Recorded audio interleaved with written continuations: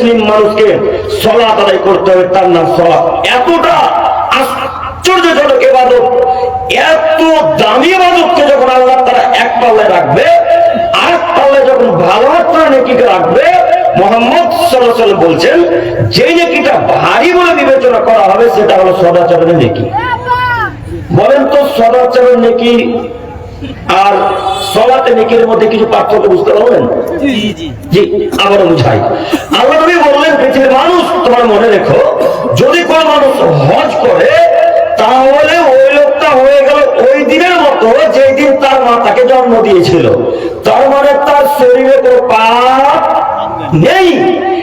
এত বড় ইবাদত হজ, এত দামি ইবাদত হজ, তারপরেও হজের নেকিকে যখন আল্লাহ তাআলা একটা পাল্লাতে রাখবে, আরেকটা পাল্লাতে যখন সদাচরণ নেকিকে রাখবে, তখন সব থেকে যে নেকিটা ভারী বলে বিবেচিত হবে সেটা হলো সদাচরণের নেকি। আমি কি আপনাকে বোঝাতে পারবো সদাচরণ নেকি কত ভারী? সদাচরণের নেকির মতো সালাত, সিয়াম, দান, খায়রাত, হজ, যাকাত এরকম পৃথিবীর কোন ইবাদত এত ভারী নয় যত ভারী সদাচরণ নেকি। তো দাঁড়িয়ে গিয়েও কথাটা বললেন, বসে থেকেও কথাটা বলা হতো, তো দুইটা কথার মধ্যে কি পার্থক্য আছে? আছে তো। তো এখন যে চলে গেলেন, তো বিশৃঙ্খলাটা সৃষ্টি হলো আমাদের না আপনাদের? আপনাদের। তো এটা কি মুমিন ব্যক্তি দ্বারা শোভা পায়? একটু কথা বলেন, আমি আপনাকে বারবার বলছি আমার সাথে একটু কথা বলতে হবে। যারা মুমিন, যারা এক আল্লাহকে বিশ্বাস করে, একটু ভাই একটু আগে ব্রাদার আহ্বান বলছিলেন না মুমিন আর কাফিরের পার্থক্য করছিলেন না? আমরা তো ভেতর থেকে আওয়াজ পাচ্ছিলাম। তো যারা মুমিন তারা কি এইভাবে রাগ দেখে আচরণ করে চলে যেতে পারে? জি। একটা সাহাবী রাসূলের কাছে এসে বলছে, আল্লাহর নবী আমাকে কিছু উপদেশ দেন না। তো আল্লাহ নবী বললেন, লা তাকজাব, এই তুমি রাগ করিও না। আল্লাহ নবীকে আবার বলছেন, আল্লাহ নবী আমাকে আরো কিছু উপদেশ দেন। আল্লাহ নবী আবারও বললেন, লা তাকজাব, তুমি রাগ করো না। দ্বিতীয়বার, তৃতীয়বার লোকটা আবারও বললেন, আল্লাহ নবী আপনি কিছু আরো আমাকে উপদেশ দেন। তখন আবারও আল্লাহ নবী বললেন, লা তাকজাব, এই শোনো তুই রাগ করো না। এই সাহাবীটি যতবার মুহাম্মদ সাল্লাল্লাহু আলাইহি ওয়াসাল্লামকে বলছেন আল্লাহ নবী উপদেশ দেন, ততবার মুহাম্মদ সাল্লাল্লাহু আলাইহি ওয়াসাল্লাম বললেন, লা তাকজাব, তুমি রাগ করো না। লা তাকজাব, তুমি রাগ করো না। লা তাকজাব, তুমি রাগ করো না। কেন? রাগ করা হচ্ছে শয়তানি কাজ। কার কাজ? রাগ দেখানো হচ্ছে শয়তানি কাজ। তাই তোমাদের নবী বললেন, লা তাকজাব, তুমি রাগ করো না। রাগ করলে তুমি নিজেকে কন্ট্রোল করতে পারবে না, তখন তোমাকে কন্ট্রোল করবে শয়তান আজাদিল। তো আজাদিল যা বলে তাই করেন। তাই তো আল্লাহ নবী বললেন, পৃথিবীর মানুষ রাগ করা থেকে বিরত থাকো। রাগ যদি দেখাও তাহলে তুমি নিজেকে কন্ট্রোল করতে পারবে না। শয়তান রাগের মাথায় সবকিছু করাতে পারে। একটা মানুষ আরেকটা মানুষকে হত্যা করে কেন? তার মাথায় রাগ উঠেছে তাই। একটা মানুষ আরেকটা মানুষের টাকা আত্মসাৎ করে কেন? তার মাথাতে রাগ উঠে গেছে তাই। একটা মানুষ আরেকটা মানুষকে থাপ্পড় মারে কেন? তার মাথাতে রাগ উঠে গেছে তাই। তাই তো আল্লাহ নবী বললেন, পৃথিবীর মানুষ যখনই তোমাদের রাগ হবে তখন তোমরা বলো, আউযু বিল্লাহি মিনাশ শাইতানির রাজিম, আল্লাহ আমি তোমার কাছে ভিক্ষা চাইছি আজাজিল বিতাড়িত বদ শয়তান হতে। আল্লাহ তুমি আজাজিলকে আমার থেকে দূরে রাখো। আল্লাহ তুমি আজাজিলকে আমার কাছ থেকে দূরে রাখো। আল্লাহ তোমার কাছে ভিক্ষা চাইছি যেন আজাজিল আমার কাছে আসতে না পারে। এই জন্য আল্লাহ নবী বললেন, রাগ করো না। কেন? রাগ করলে কে সফল হয়? শয়তান। তো এখন যা রাগ দেখে, অহংকার দেখে চলে গেলেন বা রাগ দেখে চলে গেলেন, এখন এদের উপর বিজয়ী ওরা না শয়তান? শয়তান। তাহলে মুমিন ব্যক্তির আচরণ, জি বুঝতে পারছেন কি আপনারা কথা? ভাই আপনারা কি কথা বুঝতে পারছেন? এটা তো মুমিন ব্যক্তির আচরণ নয়। আপনারা একটা প্রোগ্রাম দেখিয়েছিলেন আমার ওই কিষানগঞ্জের সাইডে গোয়ালপুকুর থানাতে মেলা নিয়ে ঝগড়া হয়েছিল। ওই জায়গাতে আমাকে পরস্পর 3 বার থেকে 4 বার বাধা দেওয়া হচ্ছে। 4 বার 20 মিনিটের মাথায় 20 মিনিটের বক্তব্যতে 4 বার বাধা দিচ্ছে। আমাকে কি দেখেছেন একবার রাগ করে ওনাকে কথা বলেছি? যতবার আমাকে থামিয়ে দিচ্ছেন ততবার আমি ওনাকে হাসি মুখে বলছি, আপনি কি হাদিস কোরআন বোঝেন? কথা বলেন। দেখেছেন কি? আমি আবারও বলেছি, জনাব আনা শেখ, শেখ আমি একটু সম্মান দিয়ে ওনাকে কথা বলি, যেহেতু উনি আমার বাপের বয়সের মানুষ। ওনাকে বলি, শেখ একটু হাদিস কোরআন পড়েন। কেন এইভাবে বলছেন? আচ্ছা ওই জায়গা থেকে আমি রাগ করে চলে যেতে পারতাম না? কথা বলেন। পারতাম তো। তো রাগ দেখানো কি মুমিনের নীতি? রাগ দেখা কি মুসলিমদের নীতি? তো আপনারা চলে গেলেন কেন? আচ্ছা, ভাইকে তো ভাই অপমান হলো, তো আমি কি এখানে অপমান হলাম না? জি, আমিও তো অপমান হলাম, আপনারা চলে গেলেন। আচ্ছা, আমি আপনাকে বোঝাতে চাইছিলাম এটা মুমিনের আদর্শ নয়।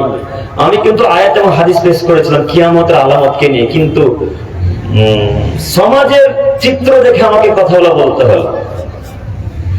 যাই হোক, সম্মানিত যুবক ভাই, গরুর মাংস খেয়ে রক্ত বেড়ে গেছে, রক্ত গরম হয়ে আছে, কথাই স্বাভাবিক, রাগও বাড়বে, কথাও ঠিক। তো যাই হোক, আমরাও আপনাদের কাছে ভিক্ষা চাইছি যে আপনারা আবারও যেখানে থাকুন না কেন আর একবারের জন্য সামনে আসা যাবে না? ইনশাল্লাহ আসা যাবে কি? যদি আসা না যায়, আমি আর কিছু বলতে চাই না। আমি আপনার দিনী ভাই, আমি চাই যে আমি এখানে যতক্ষণ থাকবো একটা বাক্য কোরআন এবং হাদিসের বাইরে পাবেন না ইনশাল্লাহ, এটা আমার ওয়াদা। তবে আমি মানুষ, ভুল হয়ে গেলে সঙ্গে সঙ্গে আমাকে ধরিয়ে দেবেন। আমি ভুল শুধরানোর জন্য প্রস্তুতি গ্রহণ করে এসেছি। সম্মানিত উপস্থিতি, আমি আপনাদেরকে আবারও আহ্বান জানাচ্ছি, যেখানে থাকুন না কেন একটু স্থানকে পরিবর্তন করে আমাদের এই মাইকের আওয়াজকে লক্ষ্য করে স্টেজের সামনে আসার চেষ্টা করুন। শেষ পর্যায়ে এসে আর দু একটি কথা বলতে চাচ্ছি আপনাদেরকে। আজকের পর থেকে আমরা রাগ আর দেখাবো না ইনশাল্লাহ। দুইটি উপদেশ। এক, যদি রাগ বেড়ে যায় সঙ্গে সঙ্গে বসে যাব মাটিতে। মাটির একটা ক্ষমতা আছে আপনার রাগকে মিটিয়ে দিতে পারে। বসে যদি রাগ না মেটে তো মাটিতে শুয়ে যান, দেখবেন শুয়ে রাগ কমে যায়। দুই, বসে গিয়েও যদি রাগ না মিটে, রাগ বাড়তেই থাকে, তো সঙ্গে সঙ্গে আল্লাহকে ডাক দিয়ে বলা, আউযুবিল্লাহি মিনাশ শাইতানির রাজিম, আল্লাহ আমি আজাজিরের কাছ থেকে ভিক্ষা চাইছি, তুমি আমাকে রক্ষা করো। এই দুটি কথা কি মনে থাকবে ইনশাল্লাহ? ইনশাল্লাহ, ইনশাল্লাহ। আল্লাহ তুমি আমাদের তিনি ভাইদেরকে কবুল করো, আমাদেরকে কবুল করো, সকলে বলি আমিন। সম্মানিত মুরব্বী সাহেব, সম্মানিত উপস্থিতি, বলছিলাম আমি আপনাকে আবার অনুরোধ জানাচ্ছি, আপনি দাঁড়িয়ে না থেকে বসে যান। আমি আপনার দিনী ভাই, আপনাকে আমি বারবার করজোড়ে অনুরোধ করছি, বসে যান, নইলে এখান থেকে চলে যান। আমরা দাঁড়িয়ে থেকে বক্তব্য শোনাতে রাজি নই। আমি এখানে হাদিস করার বক্তব্য রাখবো, আর আপনারা দাঁড়িয়ে থেকে আল্লাহ এবং রাসূলকে অপমান করবেন, আমি পছন্দ করি না। অতএব আপনাকে আমি করজোড়ে অনুরোধ জানাচ্ছি, বক্তব্য শুনতে ভালো লাগলে বসুন, নইলে চলে যান, বাড়ি গিয়ে ঘুমিয়ে যান, ফজর উঠতে পারবেন, এটাই চূড়ান্ত কথা। সম্মানিত মুরব্বী সাহেব, বলছিলাম কিয়ামতের পূর্ব লক্ষণ একটু আপনারা আমার দিকে চেয়ে থাকেন। কিয়ামতের পূর্ব লক্ষণের কথা বলতে গিয়ে মুহাম্মদ সাল্লাল্লাহু আলাইহি ওয়াসাল্লাম বলেন, পৃথিবীর মানুষ তোমরা মনে রেখো, বাপ ছেলেকে হত্যা করবে, এগুলো কিয়ামতের পূর্ব লক্ষণ। ভাই ভাইকে হত্যা করবে, এগুলো সব কিয়ামতের পূর্ব লক্ষণ। মানুষ তার আত্মীয় স্বজনকে হত্যা করবে, এগুলো সব কিয়ামতের পূর্ব লক্ষণ। কিয়ামতের পূর্ব লক্ষণের কথা বলতে যদি এখন শুরু করি, ফজর পার হয়ে যাবে, তো কিয়ামতের আলামত আমি আপনাকে দেখে শেষ করতে পারবো না। তার কয়েকটি জরুরি কথা বলে আমরা এখান থেকে বিদায় নিতে চাচ্ছি। সম্মানিত তিনি ভাই, মহান আল্লাহ তাআলা বলেন, ইযা জুলজিলাতিল আরদু জিলজালাহা, পৃথিবীর মানুষ শোনো, যেদিন পৃথিবী তার আপন বেগে, যেদিন পৃথিবী তার নিজ গতিতে প্রকম্পিত হবে, যেদিন পৃথিবী দলদল দলদল করে কাঁপবে, যেদিন পৃথিবীর মাটি ফেটে চৌচির হয়ে যাবে, যেদিন পৃথিবী একেবারে থরথর থরথর করে কাঁপতে থাকবে, ওয়াখরাজাতিল আরদু আসফালাহা, এবং জমিনের ভেতরে যা কিছু আছে জমি সব কিছু বমন করে দিবে। জমির ভেতরে যত স্বর্ণ চাঁদি, জমির ভেতরে যত হীরা মানিক মুক্তা কোদারা, জমির ভেতরে যত সোনা চাঁদি আছে, সব কিছু স্বর্ণ চাঁদি জমিন বের করে দিবে। জমিন যখন সোনা চাঁদি বের করতে থাকবে, তখন মানুষ বলতে থাকবে, ওয়াকাল ইনসানু মা লাহা, হায় রে পৃথিবী আজকে কি হলো, পৃথিবী আজকে এমন করছে কেন, পৃথিবী আজকে দোল খাচ্ছে কেন, পৃথিবী আজকে এরকম করছে কেন? এর পূর্বে পৃথিবীতে কখনো স্বর্ণ চাঁদি বের করেনি, পৃথিবীতে এর পূর্বে কখনো সোনা চাঁদি বের করেনি, কখনো হীরা মানিক মুক্তা বের করে দেয়নি। আজকে পৃথিবী কি হয়ে গেল? পৃথিবী এমন বলছে কেন, পৃথিবী এমন কাঁপছে কেন, পৃথিবী সব স্বর্ণ চাঁদি বের করে দিচ্ছে কেন? মনে রাখা ভালো হবে, যেদিন পৃথিবী ভূমিকম্পে কম্পিত হবে, যেদিন পৃথিবী থরথর থরথর করে কাঁপবে, সেদিন কিয়ামতের পূর্ব লক্ষণের কথা মনে রাখতে হবে।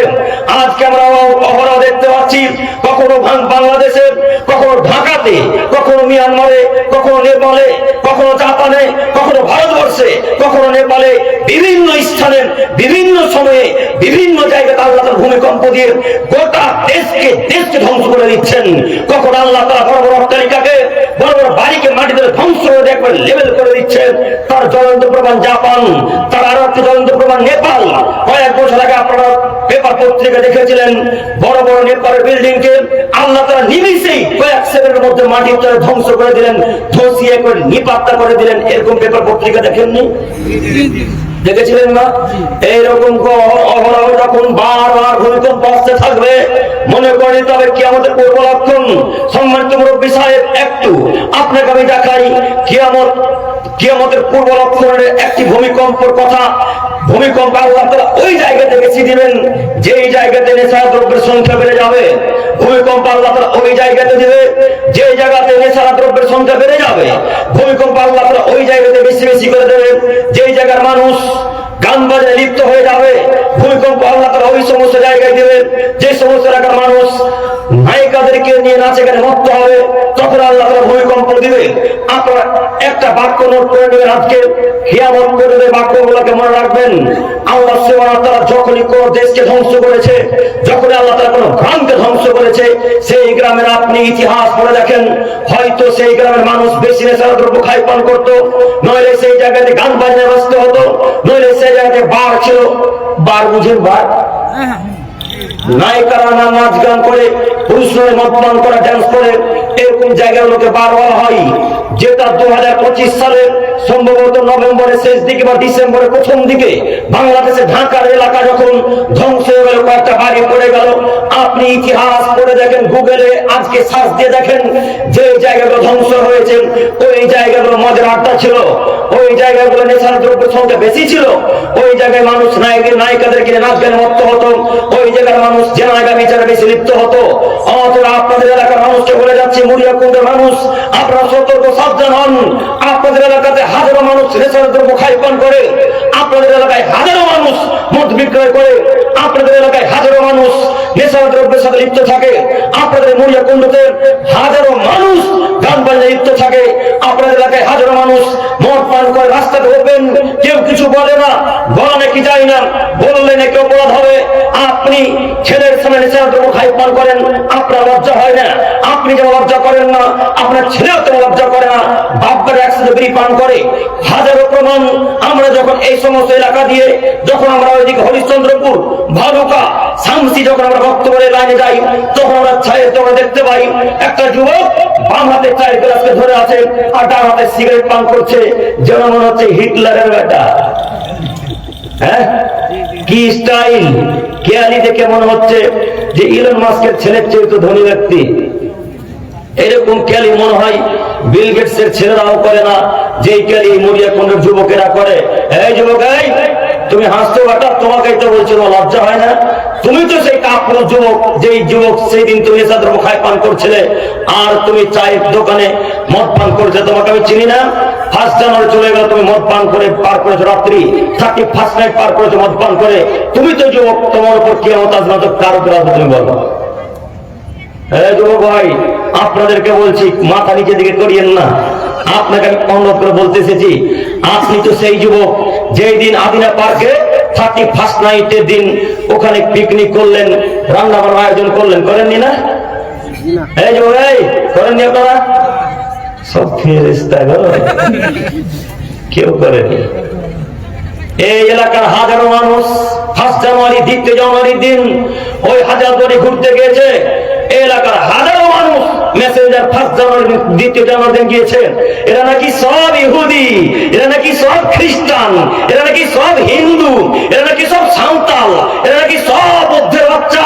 আমি মুসলমানের বাচ্চা মুসলমান 31st মূল্যায়ন পরীক্ষা হিসাবে, আমি মুসলমানের বাচ্চা মুসলমান হিন্দুদের ধর্মকে মান্যতা দিক হিসাবে, আমি মুসলমানের বাচ্চা মুসলমান ইহুদিকে সম্মান পরীক্ষা হিসাবে, আমি মুসলমানের বাচ্চা মুসলমান খ্রিস্টানদেরকে মান্যতা দিক হিসাবে, আমি মুসলিম।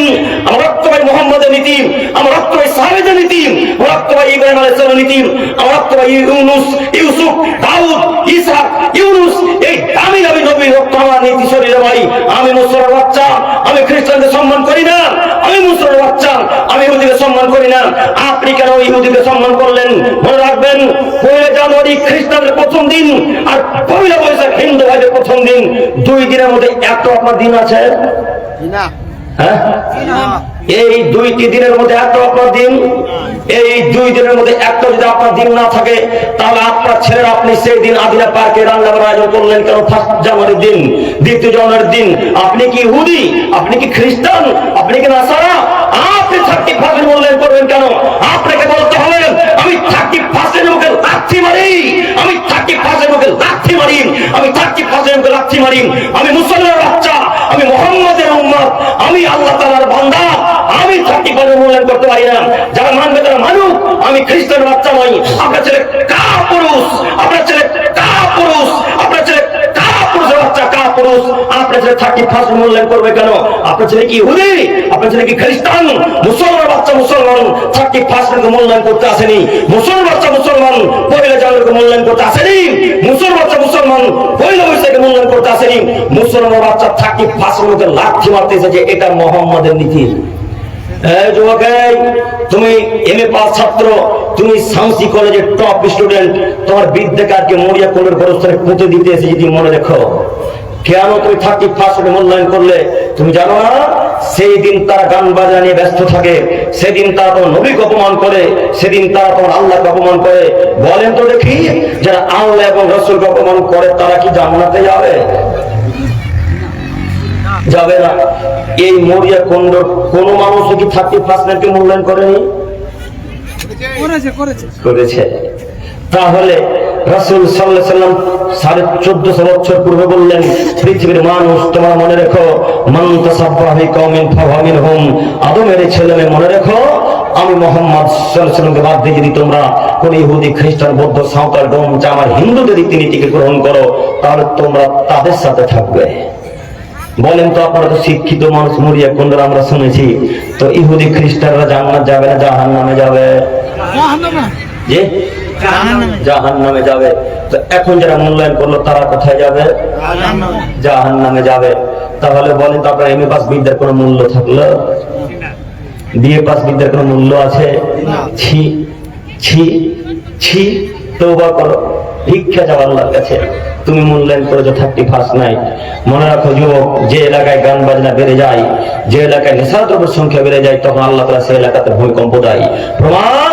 প্রমাণ আবু মুসা আশআরী রাদিয়াল্লাহু তাআলা আনহু বলেন, রাসূল সাল্লাল্লাহু আলাইহি ওয়াসাল্লাম বলেছেন, লা ইয়াসরাবানা নাসু মিন উম্মতিল খামরা ইউসাম্মা বিগরিসমিহা, পৃথিবীর মানুষ শোনো, আমার উম্মতের কিছু লোক মদ পান করবে, এ কথা চূড়ান্ত সত্য, কিন্তু মদের নাম রেখে দেবে অন্য। আমার উম্মতের কিছু লোক মদ পান করবে, কিন্তু তার নাম রাখবে ভিন্ন, তার আসলে মদ পান করবে কিন্তু নাম দিয়ে দেবে আলাদা। বরং আল্লাহ তাআলা বললেন, এই যারা মদ পান করবে তাদেরকে আল্লাহ তাআলা মাটির তলে ধ্বংস করে দিবেন। পূর্বের অংশে আল্লাহ নবী বললেন, এক শ্রেণীর লোক পৃথিবীতে বসবাস করবে যারা নায়িকাদেরকে নিয়ে নাচে গানে মত্ত হবে, দিন রাত গান বাজাবে, দিন রাত মহিলাদেরকে নিয়ে ডান্স করবে, দিন রাত গান বাজনা ব্যস্ত থাকবে, দিন রাত তারা আল্লাহ এবং তার রাসূলকে অপমান করবে। এদেরকে আল্লাহ তাআলা ভূমিকম্পের মাধ্যমে মাটির তলে ধ্বংস করে দিবেন। এদেরকে আল্লাহ তাআলা মাটির তলে ধ্বংসে শেষ করে দিবেন এবং আল্লাহ তাআলা এদেরকে করে দিবেন বানর, এদেরকে আল্লাহ তাআলা করে দিবেন শূকর, আল্লাহ তাআলা এদেরকে করে দিবেন বানর, আল্লাহ তাআলা এদেরকে করে দিবেন শূকর। পৃথিবীর মানুষ, আপনাকে বলে যাচ্ছি শুনুন, পৃথিবীতে হাজার রকমের প্রাণী রয়েছে, এ কথা ভুল। পৃথিবীতে লক্ষ কোটি গুণ প্রাণী রয়েছেন যে মানুষের বিবেচনার বাইরে। পৃথিবীতে কত প্রকারের প্রাণী আছে আল্লাহ তাআলা ছাড়া কেউ জানে না। যদি আমরা আলেমগণ, আমাদের কিছু অশিক্ষিত আলেমরা বলে থাকে 1,24,000 পয়গম্বর এবং কিছু কিছু প্রাণীর নাম উল্লেখ করে থাকেন, এ কথা ভুল। পৃথিবীতে কত প্রাণী আছে কথা আল্লাহ ছাড়া কেউ জানে না। সমুদ্রের তলে লাখো কোটি প্রাণী আছে, তা মানুষের বিবেচনার বাইরে। পাহাড় জমির উপরে কত আছে আল্লাহ ভালো জানে। এবার আপনি বলেন, আল্লাহ নবী বুখারী মুসলিম হাদিসের মধ্যে বললেন, যারা নেশাদ্রব্য খায় পান করবে, যারা গান বাজনা লিপ্ত থাকবেন, এদেরকে আল্লাহ করে দিবেন বানর, এদেরকে আল্লাহ তাআলা করে দিবেন শূকর, এদেরকে আল্লাহ করে দিবেন বানর, এদেরকে আল্লাহ করে দিবেন শূকর। আচ্ছা বলেন তো দেখি, পৃথিবীতে এত প্রকারের প্রাণী থাকার পরেও আল্লাহ বানর আর শূকরের কথা বললেন কেন? আল্লাহ নবী তো বলতে পারতেন এদেরকে আল্লাহ তাআলা করে দিবেন বাঘ ভাল্লুক। কথা বুঝেননি মনে হয়? কথা কি বুঝছেন? পিছনে আপনারা যারা থাকার কথা বুঝতে পারছেন কি? হাত তুলে বল, বোঝা যাচ্ছে কি? জি আলহামদুলিল্লাহ। পৃথিবীতে এত প্রকারের প্রাণী রয়েছে, তো আল্লাহ তাআলা তো বলতে পারতেন যে আল্লাহ তাআলা এদেরকে করে দিবেন গরু ছাগল, বলতে পারতেন না? আল্লাহ তো বলতে পারতেন এদেরকে আল্লাহ তাআলা করে দিবেন সাপ ব্যাং। আল্লাহ তাআলা এই বাক্য বললেন না কেন? আল্লাহ নবী বললেন এদেরকে আল্লাহ তাআলা করে দিবেন বানর, এদেরকে আল্লাহ তাআলা করে দিবেন শুকর। আব্দুল করিম সাহেব এর ব্যাখ্যাটা একটু বলে দিয়ে যাবেন। জি, বলার জন্য আপনাদের মরিয়া কুণ্ডতে আছে একটু। আল্লাহ নবী সাল্লাল্লাহু আলাইহি ওয়াসাল্লাম বানরের কথা বললেন কেন? বানরই এমন একটা প্রাণী যে হুবাহু মানুষের কপি করতে পারে, হুবাহু মানুষের রূপ নকল করতে পারে। দেখেননি ওই যে দাদুদের বয়সের যারা, আমরা খেলা দেখেছি ওই বানর খেলা। বানর খেলা আপনারা কি কেউ দেখেছেন? বানর খেলা যখন খেলাতে আসতো, বানরের মালিক বলতেন বানরকে, হে বানর, নতুন জামাই থাকে কেমন করে রে? তখন বানর হাতে একটা গামছা থাকতো, তো বানরটা এই হোমক ভেঙে দেখাতো না? কথা কি মিলে? কথা না মিললে হ্যাঁ বলবেন না। বানরকে আবার একটু পর বানরের মালিক বলতে, নতুন বউ কিভাবে থাকে রে? তখন মাথার গামছাটাকে একটু সামনের দিকে টেনে দিতেন, যেমন ঘুমটা দিয়ে থাকেন এইভাবে দেখাতেন। আবার বলতেন, হে বানর, কিভাবে শ্বশুর বাড়ি যাবি? তো ওই লুঙ্গিটাকে এই দুই পায়ের মধ্য দিয়ে তুলে ঘাড়ের উপর তুলে নিতেন। দেখেছেন কি? এইরকম হুবহু কপি গরু ছাগল কুকুর প্রাণী পারবে না। কে পারে? বানর। তো আল্লাহ নবী বানরের কথা এই জন্য বললেন যে বানর যেহেতু মানুষের হুবহু কপি করতে পারে, নকল করতে পারে, ঠিক তেমনি আমার উম্মতের কিছু লোক যেদিন ইহুদি খ্রিস্টানকে মূল্যায়ন করবে, যেদিন ইহুদি খ্রিস্টান অনুসরণ করবে, সেদিন আল্লাহ তাদেরকে করে দিবেন বানর। আজকে আপনি মিলিয়ে দেখেন তো, আপনার চলা ফেরা, খাওয়া দাওয়া, উঠা বসা সব ইহুদি খ্রিস্টানের নীতিতে, সব মিলিয়ে দেখেন, দেখবেন। আপনাকে দেখাবো, আপনি আজকে যে ব্লেজারটা পরেছেন, তো ব্লেজারটা পরার সময় আগে বাম হাত ধরেছেন, ধরেন না? জ্যাকেটটা পরার সময় বাম হাত ধরেছেন না ডান হাত? আল্লাহর কসম করে বলেন তো দেখি। ডান হাত? আপনারা ডান হাত? তাহলে আমার বক্তব্য ভুল হয়ে গেল। যদি ডান হাত ধরে থাকে তো ভালো, আর যদি বাম হাত ধরে থাকে তো এটা কার নীতি? ইহুদি খ্রিস্টানদের নীতি। আপনি যখন জুতাটা পরেন, পায়ের জুতাটা, তখন কোন পা আগে ভরেন? সত্যি বলেন তো, না আমার জন্য বলছেন? ডান পা থাকে না? ডান পা ভরতে হবে, এটা মোহাম্মদের নীতি। আর বাম পায়ে ভরা ইহুদি খ্রিস্টানদের নীতি। আপনার চলাফেরা সব ইহুদি খ্রিস্টানদের নীতিতে। ওই যে আপনার ছেলের প্যান্টটা যেটা তাপের নিচে গেল, প্যান্টটা তাপের নিচে আছে। আর আপনি যখন লুঙ্গি করে রাস্তাতে চলে যাবেন, মরিয়া কোন গ্রাম ঝাড়ু দিতে যান, এত নিচে থাকে, তো প্যান্ট লুঙ্গি পাইবার টাকা নিচে পড়া কাদের নীতি? ইহুদি খ্রিস্টান বৌদ্ধ সাঁওতালদের নীতি। এটা মুহাম্মদ সাল্লাল্লাহু আলাইহি ওয়াসাল্লামের নীতি নয়। তাই আমার নবী বললেন, যেদিন আমার উম্মত ইহুদি খ্রিস্টানদেরকে অনুকরণ করবে, সেদিন আল্লাহ তাআলা তাদেরকে করে দিবেন বানর। আর শুকরের কথা কেন বললেন? শুকরের কথা এই জন্য বললেন যে শুকরই এমন একটা প্রাণী যে বিবেচনাহীন খায়। ও বিবেচনায় করে না যে কি জিনিস খাবে না খাবে। আপনারা যারা চাষি মানুষ, আপনারা আমার চাইতে ভালো বলতে পারবেন। একটা কোনো মরা প্রাণীকে মাঠে ফেলে দিবেন, কয়েক মাস পর ওই জায়গাটি খুব সুন্দর লটলচে ঘাস বেরোয়, বেরোয় না? কথা বলেন, একটু কথা বলেন। বেরোয় তো? ওই ঘাসের কাছে গরু ছাগল দুম্বাকে নিয়ে যান, পশ্চিম কালে ওই ঘাসে মুখ দিবে না, দিবে? আপনি বেটা কি হলে এত দামি দামি ঘাস খাইস না? এদিকে কিন্তু গন্ধ পেয়ে গেছে, পশু প্রাণীর সাহার দিয়ে তৈরি হয়েছে, তাইও খাবে না। ও বিবেচনা করে খায়। গরুকে আপনি নিয়ে যান করে একটা নোংরা স্থানে, ওই নোংরা ঘাসগুলা খাবে না, ছাগলও খাবে না, উট তো খাবেই না, এরা কেউ খাবে না। কিন্তু শুকর এগুলো বিবেচনা করে না। শুকর গু মুখ সবকিছু খায়, খায় না? এই জন্য মুহাম্মদ সাল্লাল্লাহু আলাইহি ওয়াসাল্লাম বললেন, যেদিন আমার উম্মত ইহুদি খ্রিস্টানদের মতো নীতি অনুসরণ করবে, যেদিন আমার উম্মত বিবেচনা ছাড়া খাবে, সেদিন আল্লাহ তাদেরকে করে দিবেন শুকর। আজকে দেখেন, আপনার বাপ, আপনার মা, আপনি আপনাদের পরিবারের প্রায় মানুষ বিবেচনা ছাড়া খাই। আপনারা বিড়িও পান করে, আপনি সিগারেটও পান করেন, আপনারা গুলো মাঝে আপনারা সিগারেটও খাই। এগুলো কি মরিয়া কোনো মানুষ খাই পান করে না? করে তো। তো গরু ছাগল বিবেচনা করতে পারলো, কুকুরে বিবেচনা করতে পারলো, কিন্তু মানুষ বিবেচনা করতে পারলো না। তার মানে বোঝা যাচ্ছে এরা কুকুর সিগারেট চাইতেও খারাপ, এরা পশু প্রাণী চাইতেও খারাপ। এদেরকে আমি কে দিয়ে বুঝাই? আল্লাহ বললেন বুঝেও বোঝে না, অন্তর আছে বোঝে না, দেখেও দেখে না, চক্ষু আছে দেখে না, শুনেও শোনে না, কান আছে শোনে না। উলাইকা কালানাম, এরা পশু প্রাণীর মতো, এরা গরু ছাগলের মতো, এরা কুকুর সিগারেটের মতো, বাল হওয়া জাল, বরং তার চেয়েও খারাপ। গরু ছাগল আপনার চাইতে ভালো, ওরা বোঝে কোনটা ভালো খাদ্য কোনটা খারাপ খাদ্য। কুকুর সিগারেট বোঝে কোনটা ভালো খাদ্য কোনটা খারাপ খাদ্য, কিন্তু মানুষ বুঝে না। কোন মায়ের বেটা এখানে মরে কোনটা জানে না যে বিড়ি খাওয়া হারাম? কোন মায়ের বেটা জানে? হাত তুলেন। তুলবেন না? তার মানে জানেন যে আপনি হারাম। কে জানে না জর্দা পান খাওয়া হারাম? কে জানে না? সবাই জানে, এরপরও খায় পান করে। কেন? নিজেকে কেউ মানুষের পরিচয় দেয় না। কেউ নিজেকে মানুষের পরিচয় দেয় না। আচ্ছা, নামটা কি ভুল বলছি না ঠিক বলছি? মরিয়া কুণ্ড ঠিক হচ্ছে কি? বলে বলো না। কেউ নিজেকে মানুষের পরিচয় দেয় না। নইলে আজকে মরিয়া কুণ্ডের মরিয়া কোন জমা মসজিদের মধ্যে বিরাট ধর্ম যার সাথে আপনার বাপ পকেটে বিড়ি রাখতে পারে? হ্যাঁ, আপনার ভাই পকেটে সিগারেট রাখতে পারে? ছি, লজ্জা হয় না? বাপের নদীতে ডুবে যেতে পারো না? তোমার পকেটে সিগারেট আছে বেটা, তোমার বাপের পকেটে বিড়ি সিগারেট আছে। তোমার বাপকে, তোমাকে, তোমার হুজুরকে, তোমার সারা পৃথিবীর আলেম ওলামাকে চ্যালেঞ্জ করে গেলাম, এমন কোন মায়ের বেটা প্রমাণ করতে পারে বিড়ি পান খাওয়া হার যায়, জর্দা পান খাওয়া যায়, সিগারেট পান খাওয়া যায়? কোন মায়ের বেটা যদি মরিয়া কুণ্ডে প্রমাণ করতে পারে, শুধু মরিয়া কুণ্ড কেন, সারা পৃথিবীর ওলামাকে চ্যালেঞ্জ দিলাম, কোন মায়ের বেটা যদি প্রমাণ করে হারাম বা মাত্র, তো কিয়ামত পর্যন্ত আর বক্তব্য দিব না, আজকে শেষ করে দিলাম।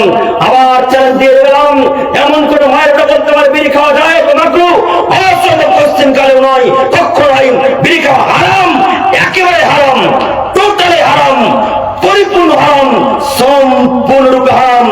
দেখি কোন মায়ের বেটা বসবাস করে বলতে পারে বিড়ি খাওয়া যায় বা মাত্র? দেখি বলেন। বলেন না কেন?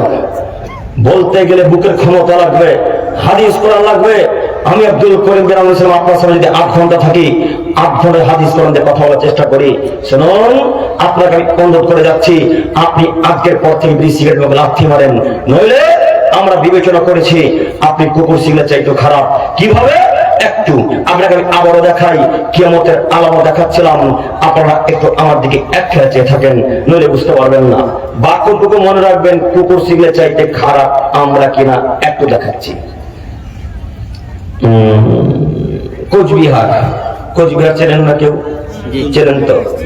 আপনারা যেমন ভুট্টা চাষ করেন, কেউ কেউ সরিষা চাষ করে, কেউ আলু চাষ করে, এক একজন এক এক জিনিস, এক এক গ্রামে এক এক রকম চাষ। ওই কোচবিহারে দেখবেন শুধু তামাকের চাষ হয়, তামাকের চাষ। দেখেন নি ভাই? দেখেছেন না? তামাকের চাষ হয়। দূর থেকে যদি দেখেন তো মনে হবে বড় বাঁধাকপির গাছ, নইলে বেগুনের গাছ, না? বড় বড় পাতা। আপনাদের এখানে হতো না? তাহলে বুঝতে পারবে। তো কোশ্চিন কেন আমরা তামাকের গাছ বাপের জন্মে দেখিনি? তো সেই দিন বক্তব্য দিতে গিয়ে দেখলাম, আমি ছিলাম, আব্দুল মালিক ছিলেন বাংলাদেশের, এবং আর একটা ওই সাগরপাড়া বহরমপুর সাইডের একটা বক্তা ছিলেন। তো আমরা ভিডিও করতে শুরু করলাম, এরকম একটা মুরব্বী সাহেব ছিলেন, ওনাকে জিজ্ঞেস করলাম চাচাগুলো কি গো? তো তিনি বলছেন তামাকের গাছ, এগুলোকে আমরা নিয়ে যাব, গিয়ে ওই রোদ্রে শুকাবো, শুকানোর পর তখন মেশিনে দেবো, তখন তামাক হয়ে যাবে। তো আপনারা যখন ওই বাড়ির পাশে কানটা, বুঝেন কানটা? বুঝেন তো? মানে আমার ভাষার সাথে কি মিলে? বুঝে না? জি। তো কানটার পাশে যখন বেগুন বা সরিষা লাগান তখন ঘেরে দেন না? যে ছাগল বলতে খেয়ে নেবে তারপরে ঘেরে দেন। কিন্তু ওই তামাকের গাছ ঘেরার প্রয়োজন হয় না। কেন? ওই তামাকের গাছ গরু ছাগলে খাবে না। তো আমরা বিশ্বাস করতে পারলাম না। তো এক পর্যায়ে আমরা ভিডিও শুরু করলাম। আপনারা যারা যুবক হয়তো ভিডিওটা দেখেছেন, আমাদের ভিডিওটা এখন হয়তো পেজে আছে, IRCI টিভি পেজটা আছে, না? দেখেছেন কি কেউ আপনারা? দেখেছেন না?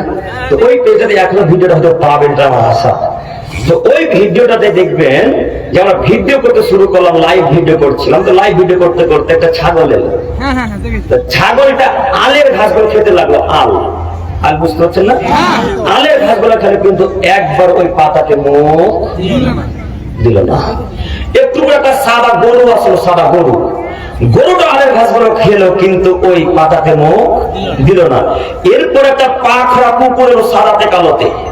এই কুকুরটা সুন্দর পেচ্ছাপ করে চলে গেল। আল্লাহর কসম, আপনি ভিডিও দেখেন, দেখতে পাবেন। একটু পরে ওই টোটোর কাছে একটা শুকর আছে দেখতে পাচ্ছি। তো আমাদের ক্যামেরাটা তখন খারাপ ছিল, মোবাইলে ইনফিনিক্স কি মোবাইল ছিল আল্লাহ জানে, ভুলে গেছি। তো ওইখানে একটা শুকর আসছে, তো জুম করছি, তো বোঝা যায় যে শুকর না কুকুর, কিন্তু বোঝা যাচ্ছে একটা কোনো প্রাণী হেঁটে আসছে। তো ওটাকে দেখলাম সুন্দর নদী চলে গেল। তো এই প্রাণীটা এই গাছের পাতাগুলো কোনো প্রাণীতে খেলো না। যেই গাছের পাতা কুকুরে খায় না, যেই গাছের পাতা ছাগলে খায় না, যেই গাছের পাতা শুকরে খায় না, যেই গাছের পাতা ছাগলে ভেড়াতে খায় না, ওই ছাগলের পাতা আপনি আর আপনার হুজুর আপনার বেটা ঠিকই খান। তাহলে বলেন তো, আপনি আর আপনার বেটা কুকুর ছিল, এটা খারাপ না ভালো? কুকুরে বুঝবে এটা খেতে হয় না, খারাপ জিনিস। আরে ছাগলে বুঝে এটা খারাপ, গরুতে বুঝে এটা খারাপ, মানুষ বুঝবে খারাপ, মানুষ বুঝবে কোনটা হারাম কোনটা হালাল। তাই তো প্রায় পরিবারে বিড়ির ব্যবসা চলে, প্রায় পরিবারে বিড়ির ব্যবসা চলে, প্রায় তো বিড়ি আছে, প্রায় তো সিগারেটের ব্যবসা চলে। কোন মায়ের ওটা বলে না কেন বিড়ির ব্যবসা যায়, বলে না কেন, শুধু বলেন না একবার যে ব্যবসা যায়, শুধু বলেন একবার। আমি তো আপনাকে দেখাতে এসেছি কি আমাদের পূর্ব লক্ষণ। আমি আপনার দিনী ভাই, আমি আব্দুল করিম আলাইহিস সালাম। আপনি আমাকে মারতেই পারেন কেন? আমার দলীয় দাপট নেই, আমি পার্টির কোনো লোক নই, আমার কোনো ক্ষমতাও নেই, আমার টাকার কোনো জোর নেই যে আমি আপনাকে আটকাতে পারবো। জি না, আমি আপনাকে আটকাতে পারি না।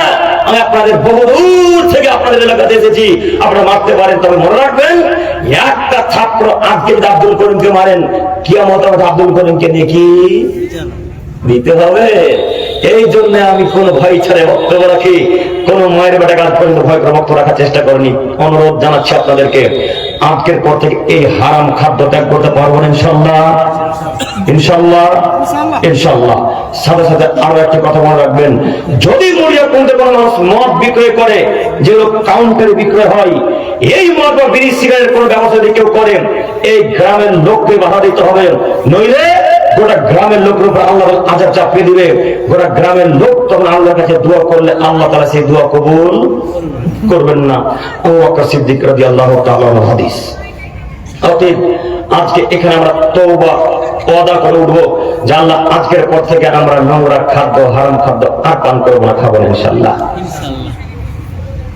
খাবো না ইনশাআল্লাহ, হবে না, আমরা বলবো না তো পায়খানাতে বিড়ি খেতে হবে, হবে না।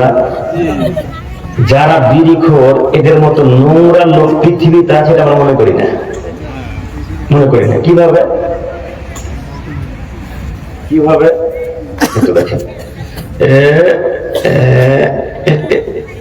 এটা মনে করেন চকলেট, এটা মনে করেন এই ভাই একটু দেখেন, আমি শেষের দিকে, আপনি আমার দিকে দেখেন, এটা মনে করেন চকলেট। এই চকলেটটা আমি চুষে কোন একটা ভাইকে দিয়ে দিলাম, আপনারা খাবেন? খাবেন গো? কেন খাবেন না? একটা রুচি আছে, আমি আব্দুল কাদের মুখে খাবো না, তাই না? এটা রুচি সম্মত বিষয় আছে, রুচি হলে খাবো না, হলে খাবো না। অথচ এটা হালাল না হারাম? হালাল। কিন্তু এদের চরিত্র এত খারাপ, একটা বিড়ির পাছা 6 জন মিলে চুষে। কথা ভুল হয়ে গেল না? একটা সিগারেট চায়ের দোকানে 3-4 জন মিলে খায়, এর তখন রুচিতে খারাপ লাগে না। আর এই কাপুরুষ যুবকটা, ওর স্ত্রী যদি রান্না করে, যে আর ভাতে বা তরকারি যদি একটা চুল দেখতে পাচ্ছে, দেখতে পাচ্ছ না চুল আছে হাতে, দেখতে পাচ্ছ না তরকারিতে চুল আছে, তখন তাকে নোংরা লাগে। কিন্তু বিড়ির আর একজনের মুখের খেতে নোংরা লাগে না। তুমি মানুষ না অমানুষ? যুবক, তুমি মানুষ না, তোমার মানুষই মনে করি না, তুমি কেন এই নোংরা জিনিস খাবে? আবার আরো একটি কথা মনে রাখবেন, পৃথিবীর কোন মানুষ কি কোন খাদ্য পায়খানাতে গিয়ে খায়? খায়?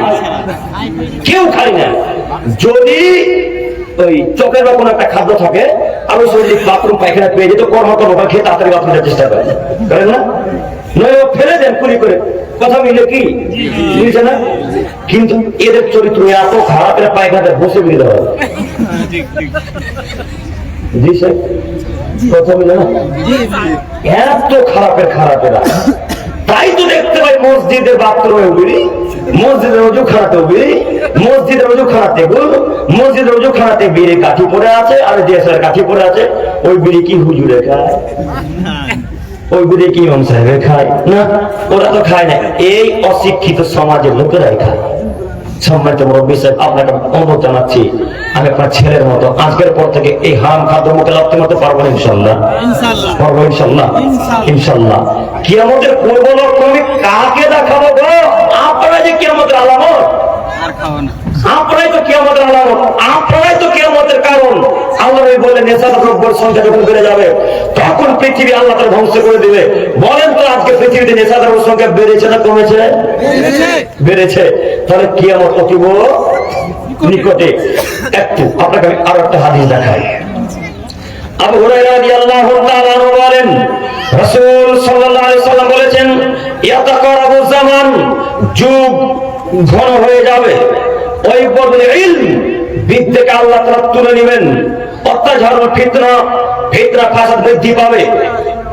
ওই উকাসু, কৃপণতা বেড়ে যাবে। অত্যাচার হারাজের সংখ্যা বেড়ে যাবে। কি আমল হারাজ ইয়া রাসূলুল্লাহ সাল্লাল্লাহু আলাইহি সাল্লাম? সাল্লাল্লাহু আলাইহি সাল্লাম বললেন, যতবার নাম শুনবেন কি বলবেন? মনে থাকবে ইনশাআল্লাহ, ইনশাআল্লাহ। আল্লাহ নবী হারাজ মানে কি একটু বলেন। তখন তিনি বললেন, আল কাতল, হারাজ মানে হচ্ছে হত্যাকাণ্ড। পৃথিবীতে যখন হত্যাকাণ্ডের সংখ্যা বেড়ে যাবে সেই দিন হবে কিয়ামত। পাঁচটি বাক্য, পাঁচটির বাক্যের প্রথম বাক্যে ফিরে গেলাম। আল্লাহ বললেন, ইয়াতাকারাবু জামান, যুগ ঘন হয়ে যাবে, দিন অতীব তাড়াতাড়ি চলে যাবে, বছর দেখতে দেখতে শেষ, মাস দেখতে দেখতে শেষ, ঘন্টা দেখতে দেখতে শেষ, মিনিট দেখতে দেখতে শেষ। তার জ্বলন্ত প্রমাণ ওই যে কয়েকদিন আগে শুক্রবার নামাজ পড়লেন, বললেন না? আবার আজকে শুক্রবার চলে গেল, আজকে শনিবার হয়ে গেছে। অবশ্য মাগরিব হলে কি হয়ে যায়? দিন পরিবর্তন হয়ে যায়। তো এই যে কয়েকদিন আগে শুক্রবার চলে গেল, তো অতীব তাড়াতাড়ি দিন চলে যাচ্ছে না? কয়েকদিন আগে দেখেন ডিসেম্বর, আজকে জানুয়ারির আবার কত তারিখ? 23 তারিখ। অতীব তাড়াতাড়ি চলে যাবে। কিছুদিন আগে ছিল 2024, তারপরে 25, আজ নাকি 2026, তাই না? অতীব তাড়াতাড়ি মাস চলে যাবে, অতীব তাড়াতাড়ি সময় চলে যাবে, অতীব তাড়াতাড়ি বছর চলে যাবে, যুগ পার হয়ে যাবে। কিসের আলামত? কিয়ামতের আলামত। কেউ সময়ের মূল্যায়ন করবে না, সময় সংকীর্ণ হয়ে যাবে। দুই, অত্যাচার, বিদ্যাকে তুলে নেওয়া হবে। বিদ্যাকে আল্লাহ তুলে নেবেন। আব্দুল করিম সাহেব, তাহলে কি বিদ্যা মানুষের ব্রেন থেকে আল্লাহ তুলে নেবেন? জি না, মানুষের ব্রেন থেকে আল্লাহ বিদ্যাকে হটাবেন না। আল্লাহ তাআলা দামি দামি উলামায়ে কেরামকে, দামি দামি মানুষকে, শিক্ষিত মানুষকে মৃত্যুর মাধ্যমে তুলে নিয়ে বিদ্যাকে কমিয়ে দিবেন। এগুলো হচ্ছে কিয়ামতের পূর্ব আলামত। যখন শিক্ষিত মানুষ মরে যাবে, যখন বড় বড় আলেম উলামায়ে কেরাম মরে যাবে, তখন মনে করে নিতে হবে এগুলো সব কিয়ামতের পূর্ব আলামত। আপনাকে দেখাই, ইমাম আহমদ ইবনে হাম্বল আছে পৃথিবীতে? ইমাম আবু হানিফা রাহিমাহুল্লাহ আছে পৃথিবীতে? আব্দুল কাদের জিলানী রাহিমাহুল্লাহ আছে পৃথিবীতে?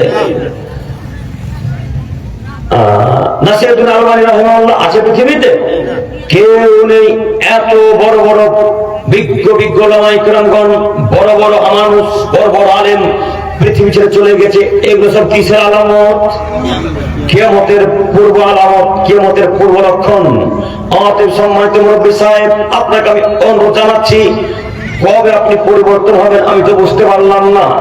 আজকে আপনার বয়স 45 বছর, আজকে আপনার বয়স 60 বছর, আজ পর্যন্ত সালাত ছেড়ে দিয়ে আল্লাহ তাআলাকে বাদ দিয়ে আপনি এখন মানুষের জন্য চলাচল করেন।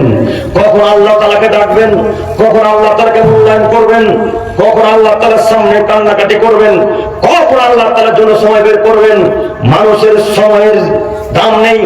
মানুষ আজ আছে কাল নেই, কখন কে মরে যায় কেউ বলতে পারে না।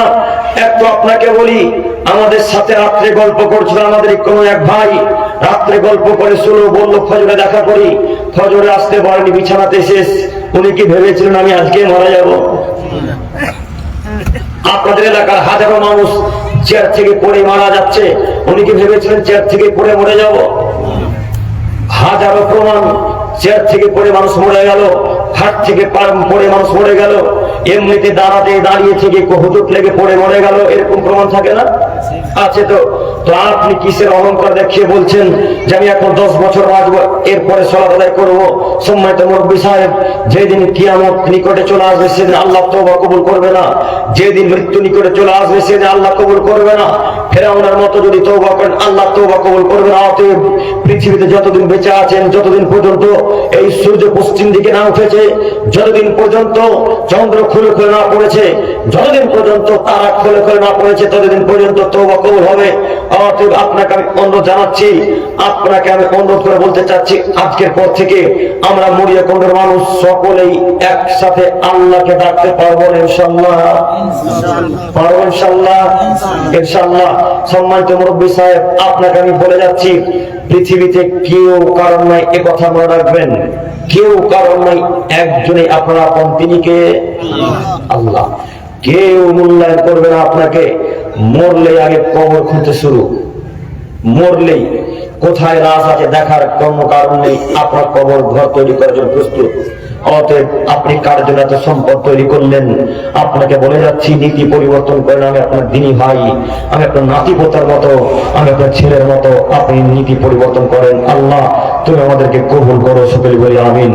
সম্মানিত মুরব্বী সাহেব, এরপরে বাক্য মহান আল্লাহ তাআলা বললেন, মানুষ কৃপণ হয়ে যাবে, মানুষ বখিল হয়ে যাবে, মানুষ গরিব দুঃখীকে টাকা দিবে না। এগুলো সব কিয়ামতের আলামত।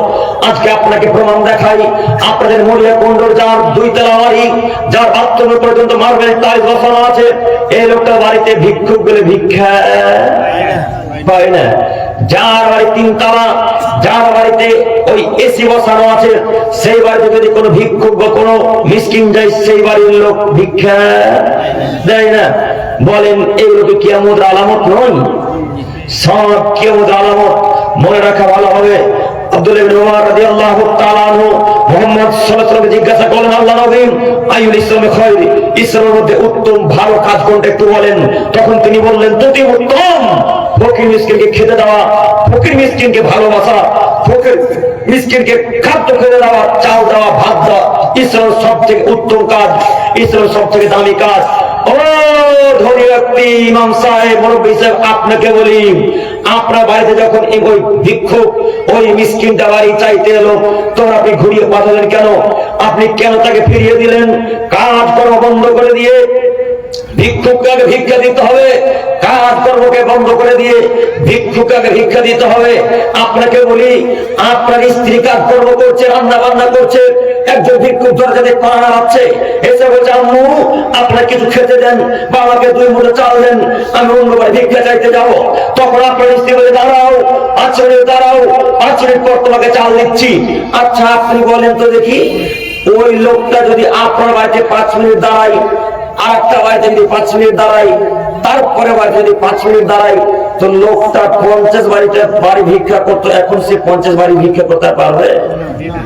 5 মিনিট করে কমে গেল। তো আপনি তো চাল দেন এতটুকু, তাই না? তো 5 মিনিট তাকে অপেক্ষা করতে বললেন কেন? কেন অপেক্ষা করতে বললেন? পৃথিবীর যত দামি কাজকর্ম থাকবে এখন সব কাজকর্ম ত্যাগ করে ভিক্ষুকে ভিক্ষা দিতে হবে, এটা আল্লাহর নবীর আদেশ। কেন ভিক্ষুককে আপনি দাঁড় করাবেন? আপনার চালে তার পেট পরিপূর্ণ হবে না, ওকে আরো বাড়ি ঘর যাওয়া লাগবে। অতএব সব কাজকর্ম ত্যাগ করে ভিক্ষুকে ভিক্ষা দেওয়া থেকে ইনশাআল্লাহ। বাড়ির ছেলে মেয়ে, ছোট বাচ্চা ছেলেদেরকে বলে রাখতে, আব্বু ভিক্ষুক আসলে খাওয়া দাওয়ার দিয়ে ভিক্ষা দিবে। আর একটি উপদেশ মাথায় রাখেন, ভিক্ষা দিতে পাঠাবেন বাচ্চা ছেলে মেয়ের হাত দিয়ে। কেন? বাচ্চা ছেলে মেয়ের হাত দিয়ে যদি ভিক্ষা দিতে পাঠান, তাহলে ওরা মনে করবে যে ভিক্ষুকে ভিক্ষা দিতে হয়, তারা শিখবে, আদর্শ শিখবে। আমরা মালদা স্টেশনে কতদিন দেখলাম ওই পাইখানা বোঝা করা, পাইখানা যারা ভাটাতে ভাটাতে কাজ করে না, তাদের ছেলেগুলো চুল মেয়েগুলো চুলগুলো উস্কো ফুস্কো থাকে না, নোংরা হয়ে থাকে খুব, এরা এসে পা হাতকে জামা কাপড় ধরনের সুন্দর সুন্দর জামা কাপড় দেখেছেন কি? যখন কোন যুবকের জামা কাপড় ধরে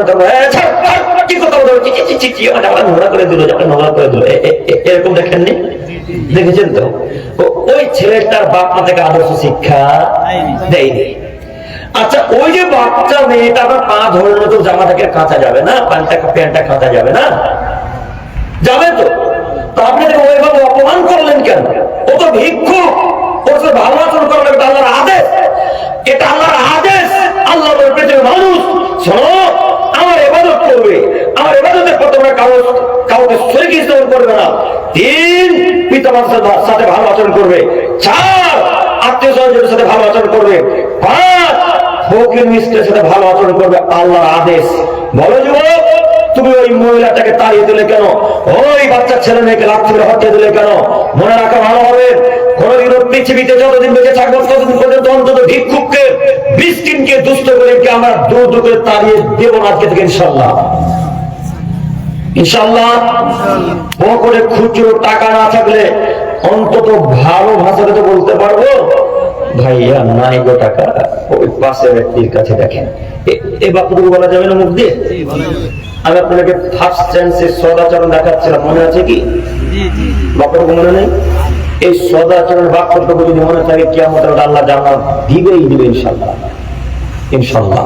অতএব এখানে যারা ধনী ব্যক্তি তাদেরকে বিশেষ করে অনুরোধ জানাচ্ছি, কেন আমরা সাধারণত ভিক্ষুকদেরকে যখন জিজ্ঞাসা করি তখন বলে ওই বাড়ির লোক টাকা দেয়নি, চালও দেয়নি। কোন বাড়ি? তো ওই যে 2 তলা বাড়িটা। এরা অত মূল্যায়ন করে না। মরিয়া কোন মানুষের কথা বলতে পারবো না, এখন মরিয়া কোন মানুষ ভালো হতে পারে, খারাপ হতে পারে, তাই না? অতএব আমরা যারা মরিয়া কোন অধিবাসী এখানকার তাদেরকে অনুরোধ জানাচ্ছি, আজকে থেকে ভিক্ষুক ফেরত যাবেন, ইনশাল্লাহ, ইনশাল্লাহ। ভিক্ষুক ফেরত গেলে ভিক্ষুক যদি কষ্ট পায়, ফলাফল জাহান্নাম। কোরআন মাজিদের আয়াত প্রমাণ। আল্লাহ তাআলা বলেন, মা সালাকাতুম ফি সাকার। পৃথিবীর মানুষ শোনো, যখন জাহান্নামীদেরকে জাহান্নামের নিকটে নিয়ে যাওয়া হবে, তখন তারা জিজ্ঞাসা করবে, জাহান্নামীরা শোনো, তোমরা কেন জাহান্নামে এসেছো একটু বলো তো। তখন তারা বলবেন, আমরা সালাত আদায় করতাম না, এই কারণে আমরা জাহান্নামে এসেছি। আবার জিজ্ঞাসা করা হবে, আর কেন এসেছো? শুধু কি নামাজের জন্য এসেছো? তখন তারা বলবে, না, আরো অনেক কারণ আছে। কি কারণ বলো তো দেখি। তখন তারা সকলে বলতে থাকবে, অলান্য কোনো কি মিসকিন, ফকির মিসকিন খাদ্য খেতে দিতাম না, ফকির মিসকিনের সাথে ভালো আচরণ করতাম না, ফকির মিসকিনকে ভালোবাসতাম না, এই কারণে আমরা জাহান্নামে এসেছি। কি কারণে জাহান্নামে গেছে? ফকির মিসকিনকে খেতে দেয়নি, ভালোবাসেনি, তার কারণে। মুরব্বি সাহেব, আজকে থেকে ফকির মিসকিনের সাথে ভালো আচরণ করবো, ইনশাল্লাহ, ইনশাল্লাহ, ইনশাল্লাহ। আল্লাহ তুমি কবুল করো, সকলে বলে আমিন। এরপর হাদিস, আবু হুরায়রা রাদিয়াল্লাহু তাআলা আনহু বলেন, 12টা কুড়ি বেজে গেল। 10 মিনিট কটা বাজে দেখেন না, ঘড়ি চলে না, 12টা ঠিক আছে, আমার ঘড়ি ঠিক আছে। আচ্ছা, মনে রাখতে পারবো না। হ্যাঁ, ঠিক, খুব দামি কথা বলেছেন। বেশি শুনলে মনে রাখা যায়, এ কথাই চূড়ান্ত। আমরা বিশেষ করে আমরা যদি 1 ঘন্টা আলোচনা করি, তবে হাদিস কোরআন নিতে পারবেন না, নিতে পারবেন না।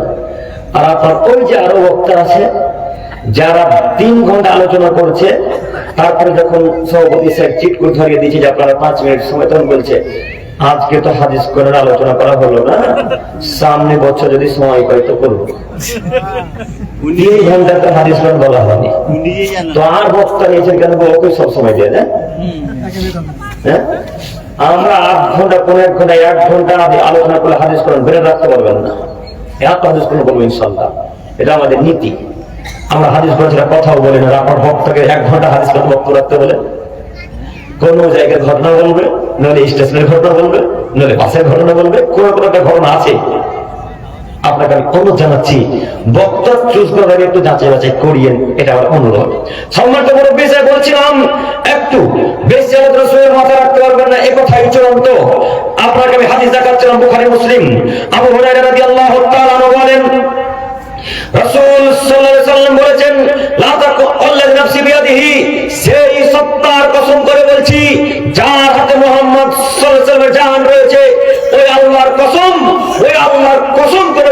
আল্লাহর কাছে আমার জান রয়েছে, আমি মুহাম্মদ সাল্লাল্লাহু আলাইহি ওয়াসাল্লাম আল্লাহর কসম করে বললাম, লা তাকুমুস সাআহ, পৃথিবী ততদিন পর্যন্ত ধ্বংস হবে না। এই চন্দ্র, এই সূর্য, এই আসমান, এই তারা, এই পৃথিবী ততদিন পর্যন্ত ফেলে যাবে না যতদিন পর্যন্ত হাত্তা ইয়াতিয়াল নাসি জামানুন, হাত্তা ইয়াতিয়াল নাস লা ইয়াদুল কাতিল ফিমা কাতাল, যতদিন পর্যন্ত হত্যাকারী বুঝবে না আমি ওই লোকটাকে কেন হত্যা করলাম, ওরা মাত্র নিহত ব্যক্তি বুঝবে না কেন আমাকে নিহত করা হলো। আল্লাহ নবী সাল্লাল্লাহু আলাইহি ওয়াসাল্লামকে জিজ্ঞাসা করা হলো, আল্লাহ নবী এটা কিভাবে সম্ভব?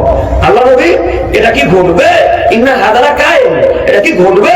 তখন তিনি বললেন, নাম লা ইয়াকুনান্না, অবশ্যই অবশ্যই ঘটবে।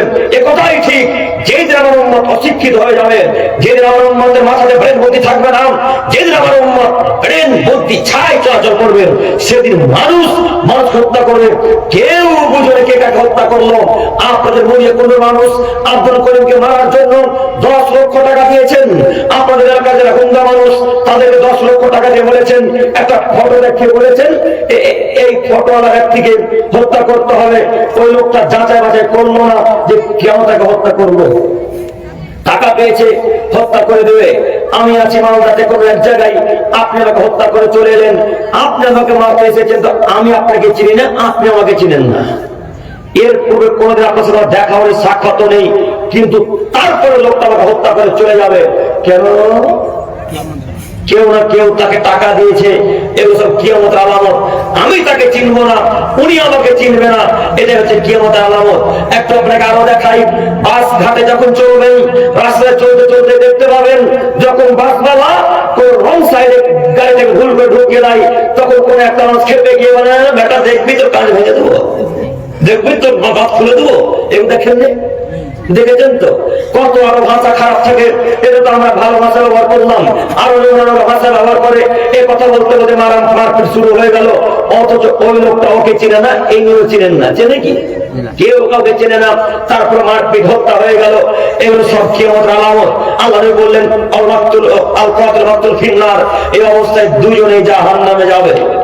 আব্দুল করিম সাহেব, আমি মরলাম, আমি কেন জাহান্নামে যাবে আমি তো বুঝতে পারলাম না। এ কথা আপনাকে আমি কি দিয়ে বুঝাই? বুখারী মুসলিম। আল্লাহর নবী বললেন দুজনেই জাহান্নামে যাবে। এটার ব্যাখ্যা এরূপ হতে পারে যে আপনি যদি সুযোগ পেতেন তো আপনি লোকটাকে মারার চেষ্টা করতেন, তাই দুজনেই জাহান্নামী। আপনাকে যদি সুযোগই দেয়নি, রাইফেল নিয়ে মাথাতে ফায়ার করে দিয়েছে, এখন কিভাবে মারবেন? যদি সুযোগ পেতেন মারার চেষ্টা করতেন না? দেখবেন করতেন কিনা, দেখাচ্ছি। দেখেন, আপনার বাপের 3টে ছেলে, আপনারা যুবক ভাই একটা দিকে দেখেন, আপনারা আপনার বাপের 3টে ছেলে, তো আপনার বাপ আপনার ছোট ভাইকে আর মেজ ভাইকে এই রাস্তার ধারে শামসি চাঁচলের রাস্তার ধারে জায়গা লিখে দিয়েছে। তো আপনি তখন হ্যাঁ, আমার বাপ আমার ভাইদেরকে রাস্তার ধারে জমি রেখে দিয়ে দিল, তখন লাঠি নিয়ে বাপ মারতে চলে গেলেন। কথা মিলল না, বুঝলে? ভাইকে মারতে চলে গেলেন। এই যে বাপকে মারতে গেলেন, তো বাপও তখন বাঁচার চেষ্টা করে, আপনাকে 2-3 বার মারার চেষ্টা করে না? ভাই ভাই ঝামেলা হয়, কলা ধরে ছেড়াছিড়ি হয় না? ও আর গাল আছড়ায়, ই ওর গাল আছড়ায়, কারণ দুজনেই মারার চেষ্টা করে। এরা যদি দুজন মারপিট করতে করতে মরে যে দুজনে কোথায় যাবে? জাহান্নামে যাবে। আমি কি বুঝাতে পারলাম কথা?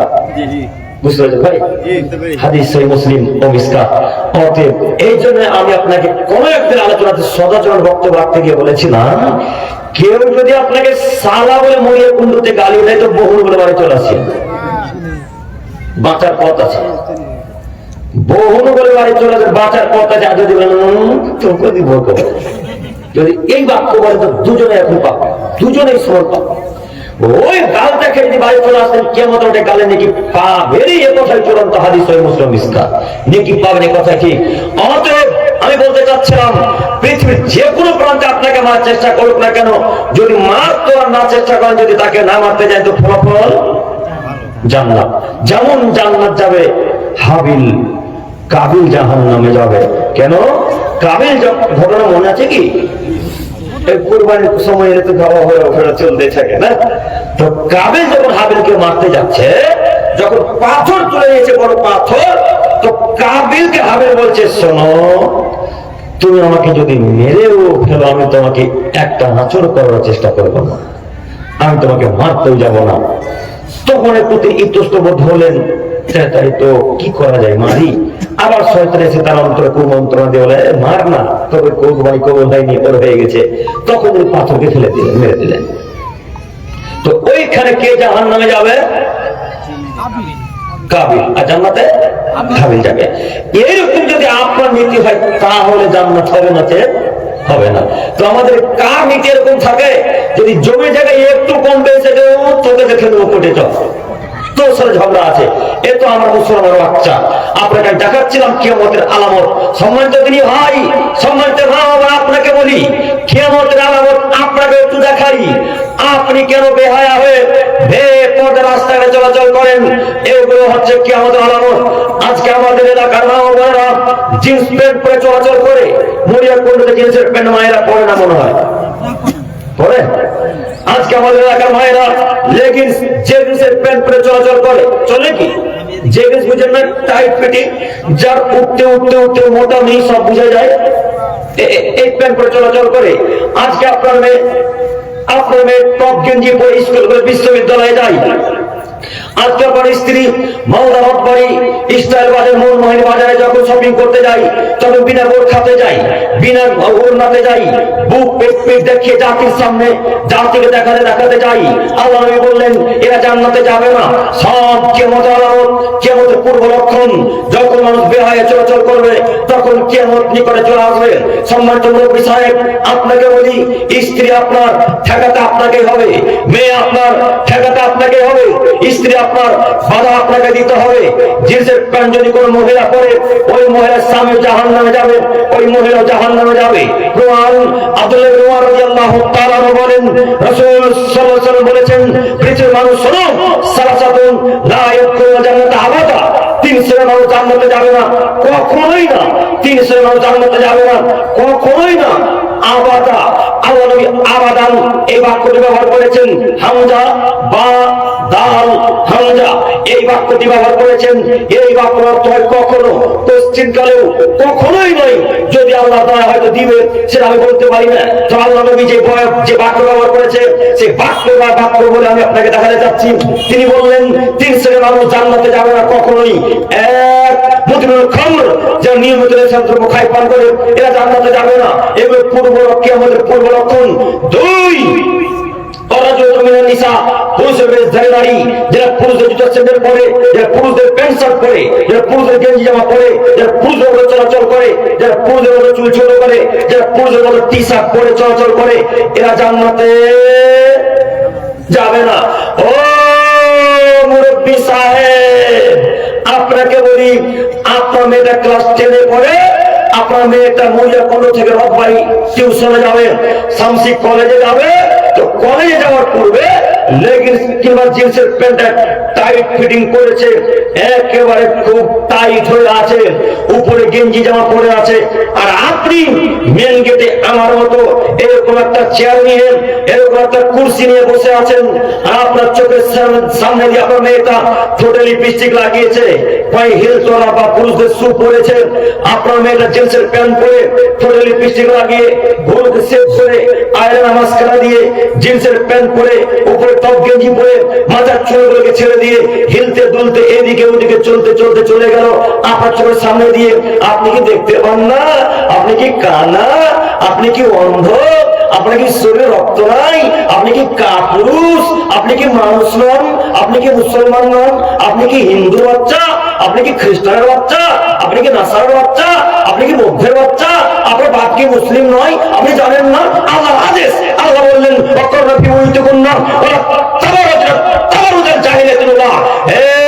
পৃথিবীর নারীগণ, হে পৃথিবীর পুরুষ, তোমাদের পজিশন, তোমাদের পুত্রবধূ, তোমাদের স্ত্রী, তোমাদের কন্যারা, তোমাদের স্ত্রীরা বাড়িতেই থাকবে।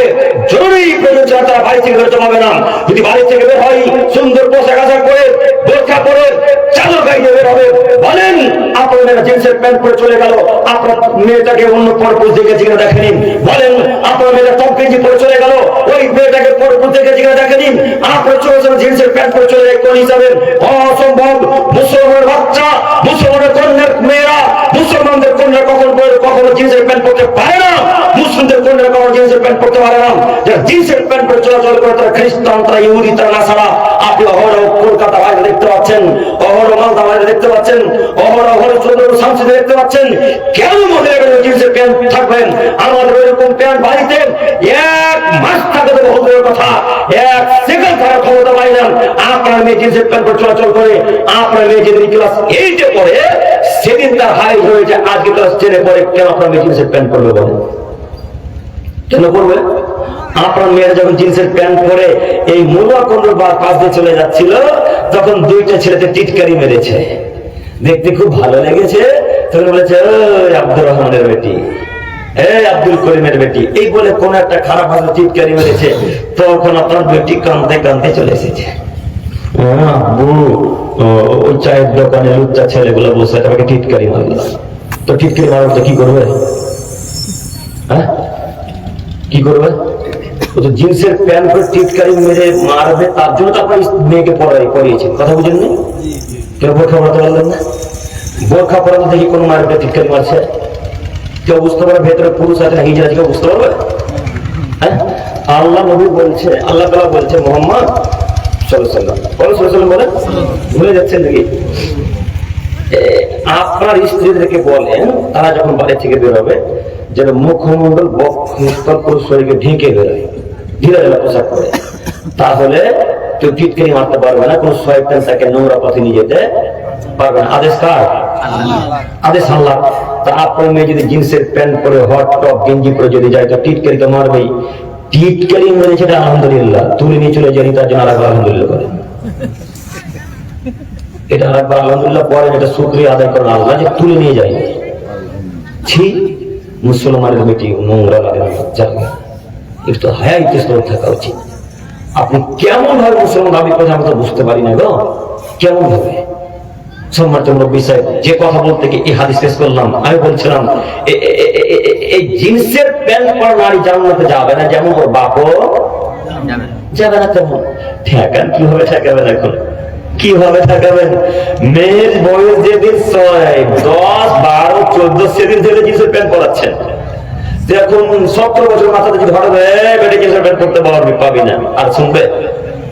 আর তো শুনবে না। তো খারাপ করলো কে? বাপে।